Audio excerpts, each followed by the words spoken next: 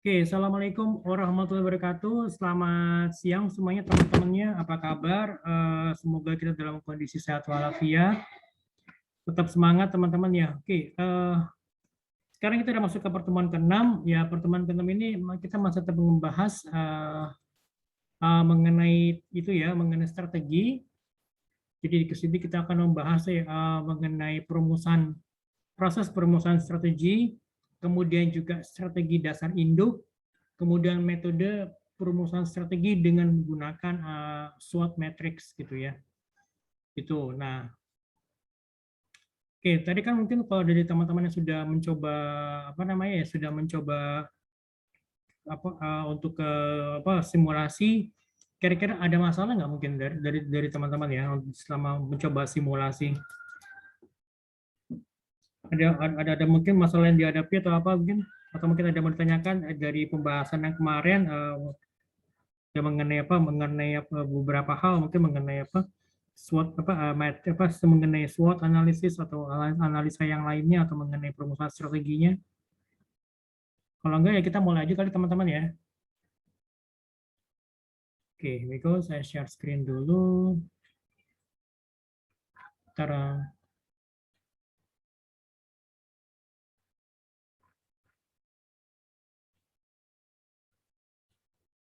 oke,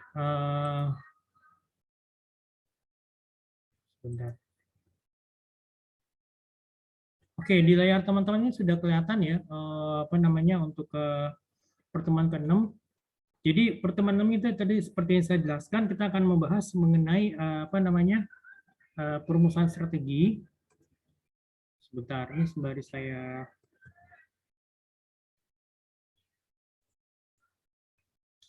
Oke, perumusan strategi. Tadi ya mengenai prosesnya, kemudian strategi dasar induknya, kemudian juga mengenai metode perumusan strategi. Yang saya coba jelaskan.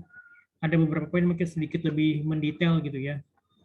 Oke, kalau dari sini kalau menurut Olsen dan Eddy di tahun 1982, jadi perumusan strategi itu terdiri dari 5 komponen basic. Jadi ada 5 komponen basic terkait untuk proses perumusan strategi. Yang pertama itu adalah mengenai pernyataan misi dan tujuan umum dari organisasi yang dirumuskan oleh top level management, jadi oleh manajemen eksekutif organisasi, dan juga memberikan kerangka pengembangan strategi serta target yang akan dicapai. Jadi pertama itu adalah mengenai mission statement-nya, kemudian juga tujuan umumnya.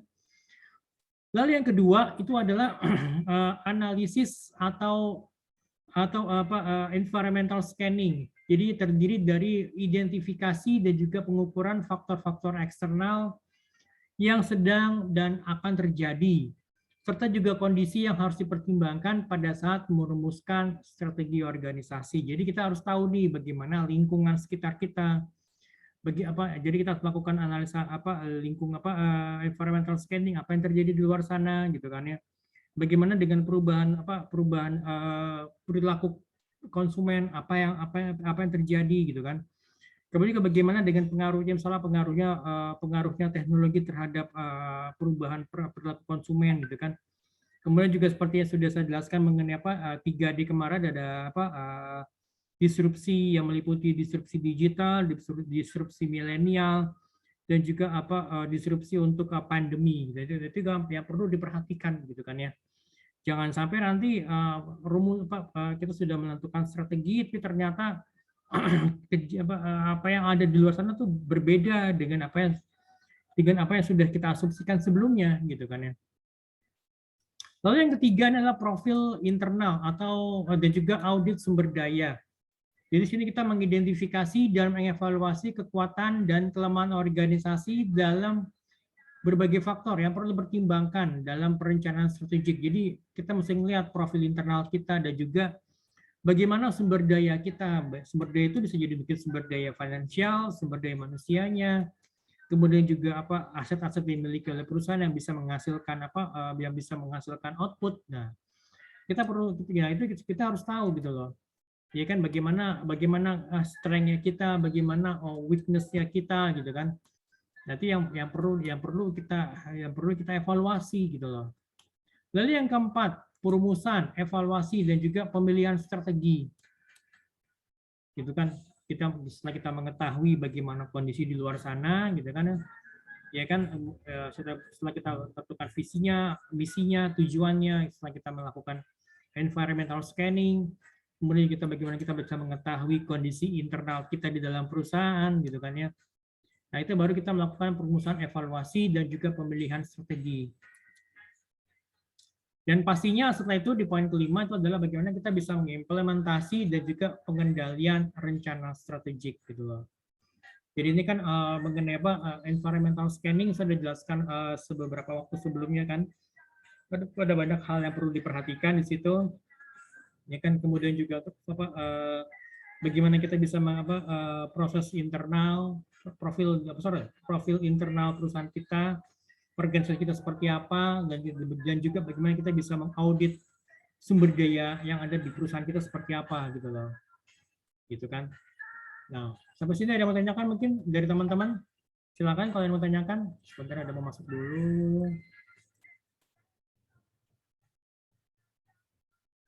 Kalau yang mau tanyakan silakan.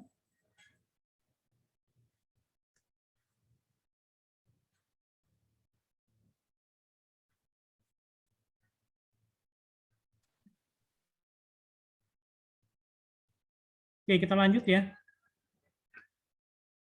Oke. Saya share screen lagi sebentar.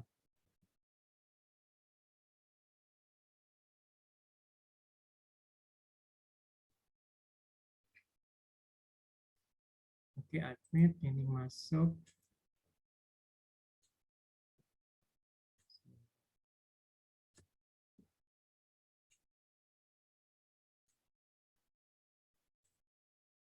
Oke, nah kalau menurut menurut Bryson JM, jadi ada model 8 angka. Jadi ada model 8 angka untuk memfasilitasi perumusan strategi.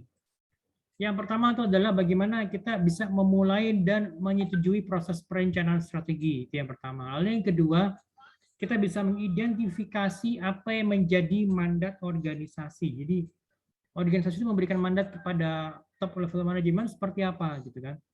Lalu yang ketiga, klarifikasi misi dan corporate value, jadi nilai-nilai organisasi seperti apa. Lalu yang keempat, menilai lingkungan eksternal. Itu yang ini perlu kan, menilai bagi apa yang terjadi di luar sana gitu kan. Dan juga seberapa besar pengaruhnya terhadap lingkungan eksternal, seberapa besar pengaruh eksternal tersebut terhadap internal perusahaan atau internal organisasi. Kemudian juga kita bagaimana bisa menilai lingkungan internal kita gitu kan. Nilai internal kita tadi yang mengenai profil internal kita, kemudian juga sumber daya yang ada dalam diri organisasi seperti apa gitu kan. Itu yang perlu diperhatikan. Kemudian yang keenam, identifikasi isu strategi yang sedang dihadapi oleh organisasi. Lalu yang ketujuh, perumusan strategi untuk memanage isu yang ada di luar sana gitu kan. Terkadang kan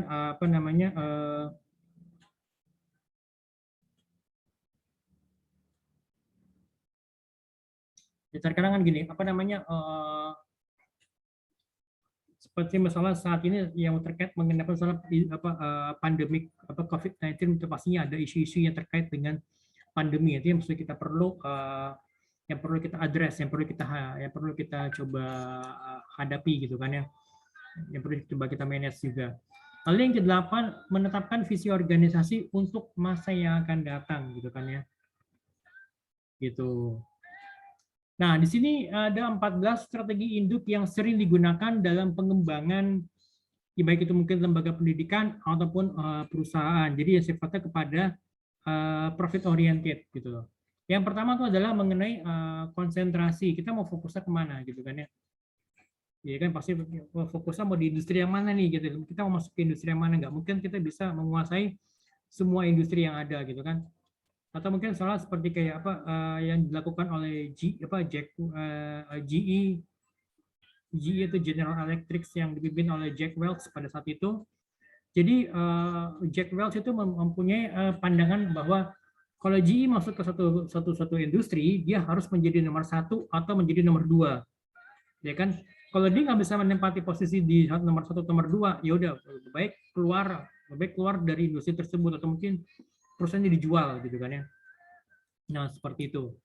Lalu yang kedua adalah bagaimana kita bisa mengembangkan pasar, jadi market development gitu loh. Pasarnya kita coba kembangkan. Kita mau menggarap pasar mana, ya kan? Kemudian seberapa besar kemampuan pasar tersebut untuk bisa menyerap produk. Jadi buying power-nya bagaimana, daya belinya seperti apa di pasar tersebut gitu loh. Lalu yang ketiga itu mengenai product development, ya kan? Product development itu jadi bagaimana kita bisa mengembangkan produk yang sesuai dengan kebutuhan konsumen gitu kan? Atau mungkin kita bisa membuat produk yang nanti sebenarnya tuh konsumennya tuh yang diinginkan oleh konsumen atau yang dibutuhkan oleh konsumen, tetapi konsumen itu masih belum tahu bahwa sebenarnya mereka tuh butuh produknya gitu kan. Ini dilakukan juga oleh oleh Apple ya, Steve Jobs almarhum. Jadi Apple pada saat itu mencoba untuk membuat produk-produk yang nantinya akan menjadi market leader di pasar gitu loh. Jadi benar-benar membuat produk yang benar-benar yang cutting edge teknologi. Jadi benar-benar produk yang menggunakan teknologi yang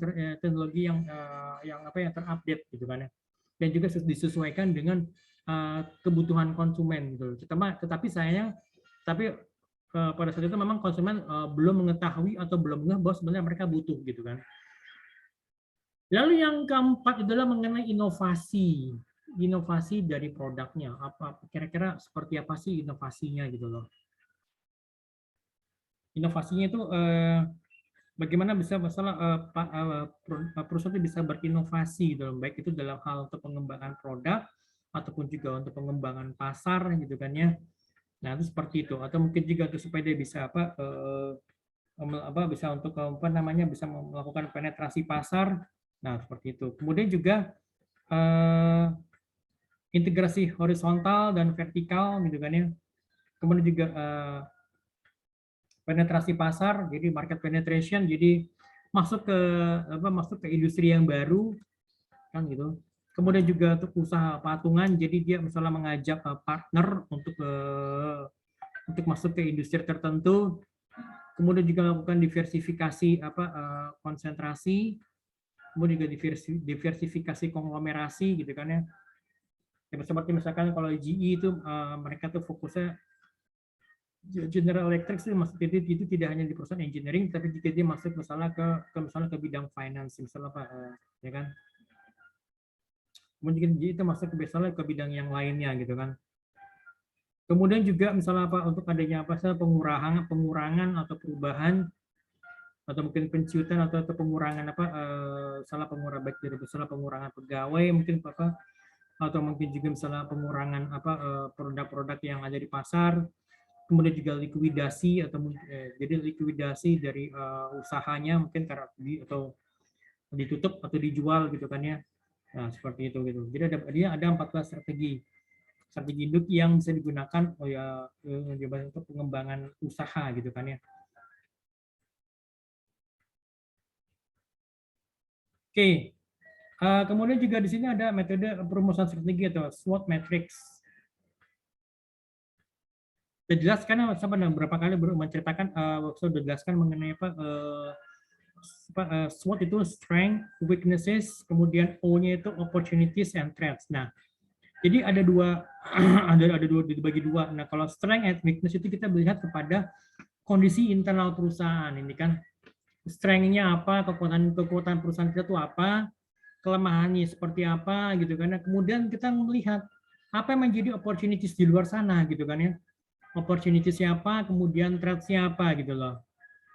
Nah, di sini memang contohnya misalkan kita melihat misalnya seperti untuk di PT Telkom Indonesia gitu kan ya. Jadi kalau misalnya strength-nya apa sih apa yang menjadi strength-nya Telkom, misalnya dia memiliki nama yang kuat dan juga kualitas, walaupun sebenarnya harus dijelaskan lebih detail ya, dijabarkan lebih detail lagi apa yang menjadi kualitas yang dimiliki oleh PT Telkom gitu kan ya. Karena di sini dia disebutkan mengenai kualitas, tapi di weakness dia menjelaskan mengenai jaringannya kurang kuat gitu kan ya. Dan ini yang maksud dengan kualitas sama memang perlu dijabarkan dengan lebih detail lagi gitu kan ya. Nah kemudian juga adanya peluang. Apa yang menjadi peluang di luar sana? Peluang misalnya dengan kondisi seperti pandemi saat ini, ya berarti ya konsumen akan semakin membutuhkan koneksi internet gitu kan ya. Koneksi internet di mana saja, kapan saja, tapi tidak hanya sekedar koneksi internet, tapi juga koneksi internet yang dapat diandalkan gitu kan ya. Ya bayangkan kalau kalian misalkan kalau kalian lagi Zoom meeting seperti saat ini gitu kan ya, tiba-tiba koneksinya drop gitu. Apa yang kalian bayangkan gitu? Bagaimana perasaan kalian kan? Misalkan kalian lagi Zoom meeting dengan bos kalian, dengan atasan kalian, atau mungkin dengan partner kalian, atau dengan calon klien, lagi asik-asik presentasi, lagi asik-asik menjelaskan, tetapi sayangnya tiba-tiba jebret, ya kan, koneksinya drop, itu sayang banget gitu kan. Berarti ya ada gimana perasaan kalian, atau apa yang ada di benak kalian pada saat itu gitu kan, pada saat koneksi tiba-tiba drop, padahal kan lagi butuh banget gitu kan. Kemudian juga ancaman atau threats. Threats itu bisa jadi mungkin dari ancaman dari para pesaing, jadi perusahaan-perusahaan yang bergerak di bidang yang kurang lebih sama, ataupun juga mungkin dari regulasi dari regulasi industri, baik itu yang dari pemerintah gitu, terutama dari pemerintah gitu kan ya. Ya regulasi misalnya ya regulasi misalnya mengenai aturan misalnya 5G atau mungkin aturan 4G gitu kan. Nah, seperti itu gitu. Nah, sekarang kita lihat di sini, ya kan, kekuatannya. Sini ada matriksnya. Jadi matriksnya di sini nih. Jadi matriks ini mengkombinasikan kekuatannya si Telkom dengan opportunities yang ada. Jadi Telkom punya strength, punya kekuatan yang seperti ini dengan apa yang tadi nama baik, yang memiliki kekuatan yang baik dan juga kualitas. Kemudian apa peluang yang bisa diambil di sini gitu kan? Misalnya Pak ini menjadikan Telkom sebagai perusahaan yang paling diminati oleh banyak konsumen karena dengan nama Telkom yang sudah tersebar luas dan juga kualitasnya. Jadi maksudnya itu jaringan itu sudah tersebar luas gitu kan di seluruh Indonesia dan juga mengenai kualitasnya gitu kan. Nah, kemudian juga mengenai kurang kuat jaringan atau mungkin lemot. Jadi ya apa menjadi kelemahannya pada saat kita harus menghadapi opportunities gitu kan ya. Jadi ya mungkin kita harus memperbaiki, misalnya memperbaiki jaringan supaya tidak lemot lagi, atau misalnya membuat fasilitas backup, atau misalnya pada saat terjadi koneksinya drop atau koneksinya down gitu kan ya. Nah kemudian misalnya juga sini adanya threats atau ancaman, misalnya dari produsen atau mungkin dari dari kompetitor yang menggunakan peralatan-peralatan yang lebih canggih misalnya gitu kan. Ya kan, nah berarti kira-kira apa yang menjadi strateginya ya, kita tetap misalnya membuat perusahaan Telkom ini menjadi perusahaan yang tetap diminati oleh konsumen, oleh pelanggan, walaupun ya misalnya ada banyak pesaing yang mempunyai peralatan-peralatan yang lebih canggih, bahkan juga mereka menawarkan jasa yang dengan harga yang lebih murah gitu kan ya. Oke, next.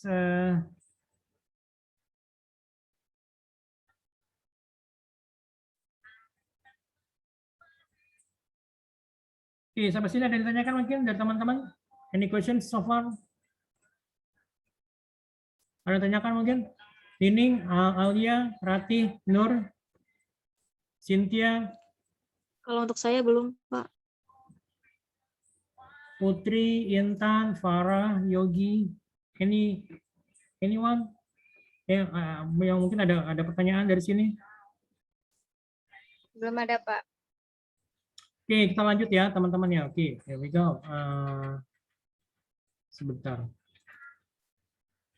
Nah, jadi gitu ya teman-teman. Jadi di sini ini matriksnya. Jadi di sini matriksnya kita pertama yang pasti kita harus identifikasi dulu apa yang menjadi kelemahan kita maupun juga kekuatan organisasi kita. Kemudian kita juga harus bisa jeli melihat apa yang menjadi peluang di luar sana dan juga apa yang menjadi ancaman bagi perusahaan kita atau organisasi kita gitu kan. Nah, terkait mengenai kelemahan dan juga ancamannya ini, jadi misalnya kita misalnya melakukan misalnya begini, program yang dikeluarkan oleh Telkom ya sebenarnya nggak kalah-kalah banget dibandingkan program-program yang dimiliki oleh pesaing gitu kan. Oke, saya coba kasih saya mau coba jelaskan. Jadi ini terkait mengenai SWOT matrix, saya coba kasih tambahan. Jadi ini sedikit lebih mendetail, mungkin agak ngejelimet, makanya saya coba bahas satu persatu. Jadi ini mulai dari yang sebentar, ini mana nih?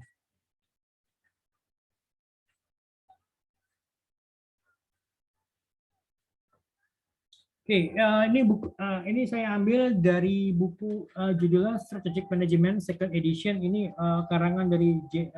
David Hunger dan Thomas L. Whelan. Ini buku ini saya dapat sih pada saat saya masih kuliah S2 ya waktu itu. Ini saya masih ada tanggal ini. Kalau kalian nggak percaya ini di tahun 2002 kelihatan nggak di sini? Kelihatan nggak di kalian nih? Tahun 2002, jadi di September 11 2002 gitu loh. Jadi mungkin setahun setelah menara kembar di New York itu ambruk ya. Oke, saya coba sedikit membahasnya lebih agak ngejelimet, maksudnya ini sedikit lebih mendetail. Jadi nggak hanya sekedar itu aja, tetapi juga ada yang perlu diperhatikan di sini. Itu adalah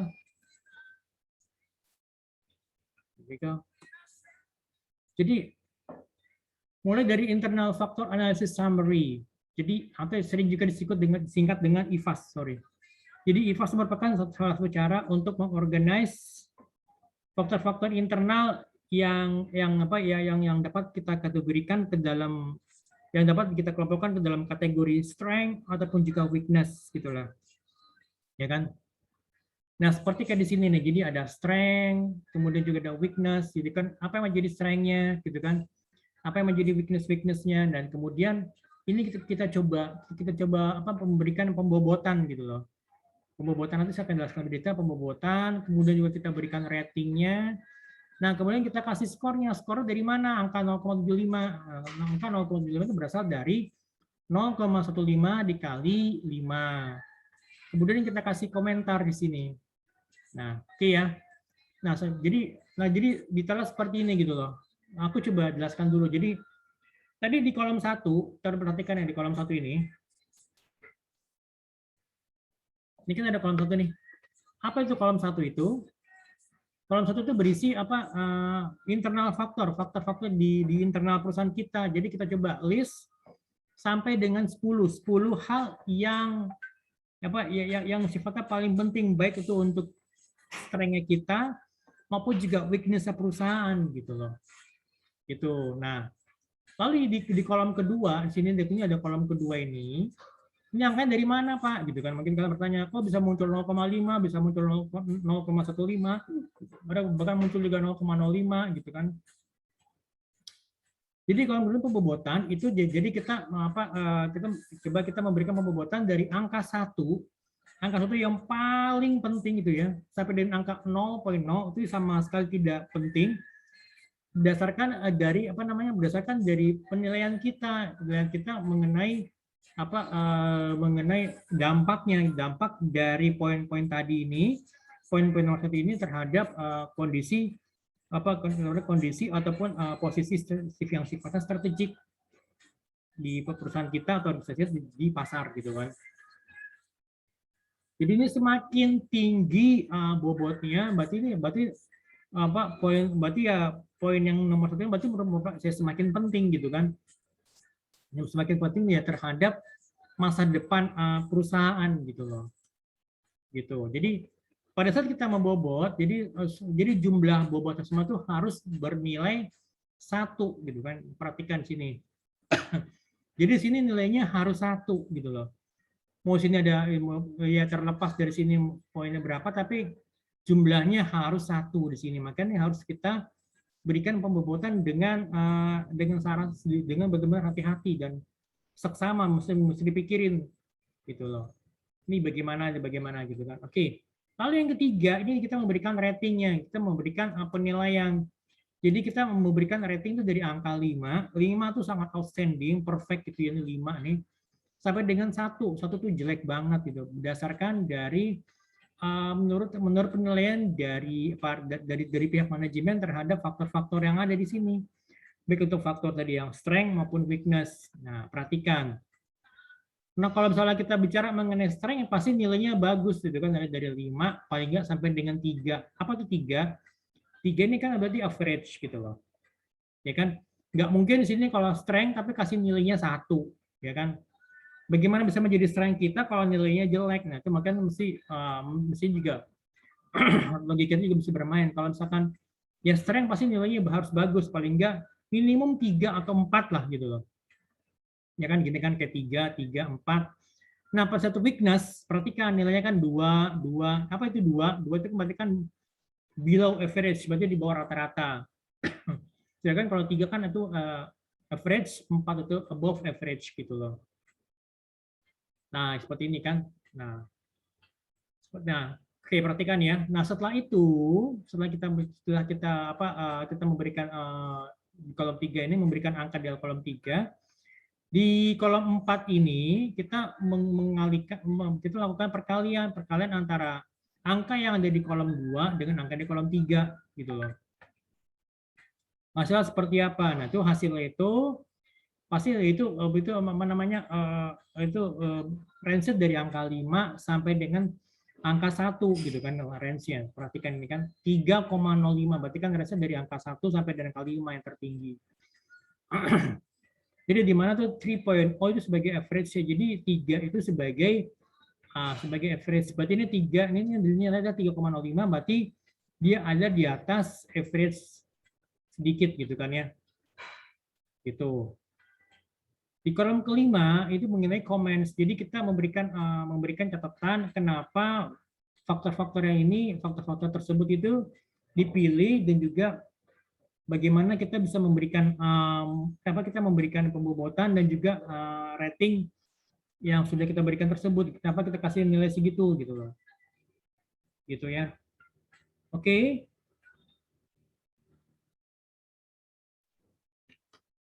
Nah, akhir aja. Jadi terakhir nah, terakhir ini terakhir ini kita lihat kan ini nilainya kan 3,05 nih. Jadi kita menambahkan weighted score itu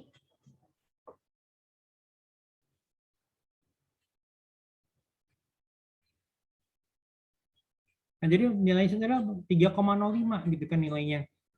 Nah, berarti kita mesti lihat bahwa nilai itu adalah berarti di atas average sedikit gitu kan. Nah, nilai ini dapat kita gunakan untuk membandingkan dengan perusahaan yang lain, gitu kan, perusahaan yang lain yang ada di industri yang sama, gitu loh. Baik, dikunci, gitu kok. Pak, tolong, Pak, jadi Pak, kebakang sampai.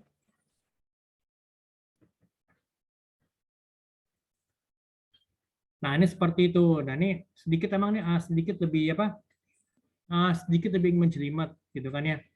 Tapi saya mau coba jelaskan ke kalian bahwa ini salah satu cara untuk menentukan strength and weakness itu berdiri yang kita berikan bobot. Jadi yang tadinya sifatnya merupakan sifatnya yang kualitatif, ya kita memberikan penilaian sifatnya kualitatif, kita coba kuantitatifkan. Nah, caranya ya seperti ini gitu loh. Jadi ini ada sedikit penjelasan yang sifatnya teknis. Nah, ini kan untuk yang sifatnya kan untuk yang Untuk yang makasih ya. Thank you. Ini kan untuk sifatnya yang sebentar deh mana. Ini sifatnya ini kan untuk yang tadi nih ya, untuk yang strength dan juga weakness gitu kan ya. Nah, gimana kalau misalnya untuk yang yang kondisi untuk yang eksternal, untuk yang opportunities dan juga threats. Kurang lebih sama, perlakuannya sama seperti itu, ya kan? cara penilaian sama. Nanti saya coba bikin satu sesi tersendiri. Saya mau coba ngebahas mengenai apa namanya IFAS dan juga untuk yang apa internal dan juga untuk yang apa faktor eksternal yang IFAS-nya apa EFAS-nya sorry. External Factor Analysis Summary-nya gitu. Jadi saya coba jelaskan semuanya mendetail dari IFAS, EFAS, dan juga untuk Strategic Factor Analysis Summary atau SFAS-nya gitu loh. Jadi nanti ketahuan gitu loh. Akhirnya posisinya di mana gitu kan. Seperti itu. Oke ya teman-teman ya. Ada yang mau tanyakan mungkin sampai sini? Any questions? Oh ya, untuk tugas itu tolong kalian catat dulu aja. Jadi tugasnya adalah kalian membuat apa SWOT analisis. SWOT analisisnya dibuat seperti ini aja apa yang ada di sini. Sebentar.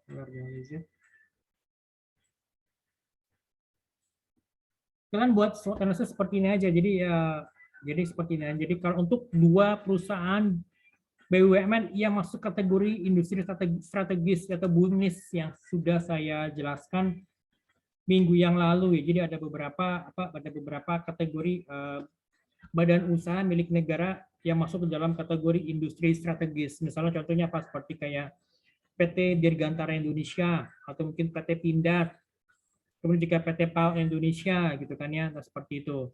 Atau mungkin juga seperti itu PT Inka, PT Industri Kereta Api. Nanti kalian bisa pilih, nanti ada beberapa tuh, ada beberapa perusahaan BUMNIS gitu ya, kalian coba pilih aja dua diantaranya gitu loh. Setelah itu baru nanti kalian coba bikinkan SWOT analisis seperti ini gitu kan. Misalkan kalau PTDI apa sih kira-kira kekuatannya gitu kan, strength-nya apa, kemudian weakness-nya apa, kemudian peluangnya apa, misalnya peluangnya misalnya untuk peluang di luar sana misalnya apa, misalnya pasar untuk apa pesawat terbang perintis itu terbuka lebar gitu kan, misalnya. Kemudian juga yang kedua misalnya pesawat-pesawat yang melayani apa rute perintis saat ini misalnya pesawat tua gitu ya, dan harus diganti misalnya seperti itu gitu kan. Apalagi peluangnya ya misalnya peluangnya misalnya apa menjadi apa partner untuk merakit pesawat tempur apa KX, IX gitu kan ya, misal seperti itu. Dan itu juga kan coba aja bikin gitu loh gitu. Nah itu aja sih tugas dari saya gitu. Nanti untuk mengenai tugas itu kalian nanti bisa bisa kirimkan email aja ke saya, nanti kalian email ke saya seperti biasa, dan itu kalian kumpulkan nanti setelah UTS gitu ya teman-teman ya. Jadi masih agak lama, jadi bisa agak santai, jadi kan bisa coba sembari mikir-mikir apa kira-kira ini yang menjadi strength-nya, weakness-nya dari misalnya PT PAL, apa sih menjadi strength dan weakness-nya dari misalnya apa dari PT Pindad seperti itu gitu loh. Oke. Ada yang mau tanyakan dari teman-teman yang lainnya? Silakan kalau ditanyakan. Yogi, Farah, Rati, Cynthia mungkin. Nining. Silakan kalau mau ditanyakan.